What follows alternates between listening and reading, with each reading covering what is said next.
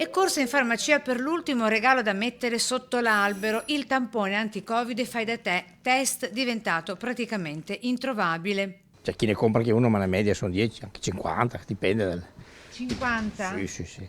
È la tendenza a cui si sta assistendo in particolare in queste ultime ore di festività 2021. Più che un regalo la necessità di una sicurezza, spiega il farmacista, quella di non essere positivi al Covid a poche ore dal ritrovo con familiari, parenti e amici per il cenone della vigilia di Natale.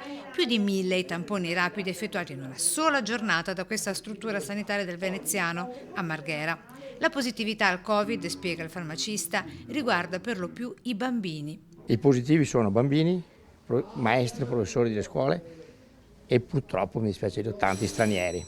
Stranieri sono fortemente positivi.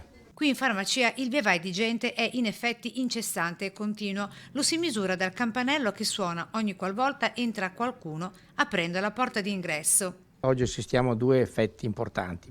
Uno, l'aumento di richiesta di tamponi, la positività di molta gente con 2 iniezioni, questo fa pensare. 3, il fatto che la gente vuole avere un tampone per poter uscire un attimo. E le lunghe code dell'attesa fuori come dentro la farmacia lo confermano. Qui tra prenotazioni e arrivi dell'ultimo minuto si lavorerà incessantemente anche a Natale e Santo Stefano, sempre per fare tamponi rapidi e vaccini.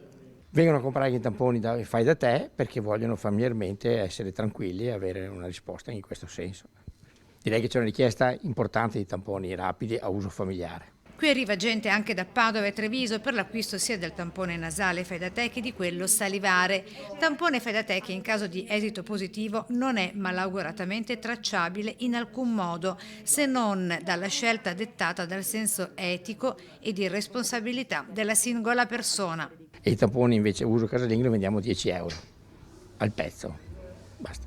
So che in giro li vendono gli stessi a 14, mi hanno detto.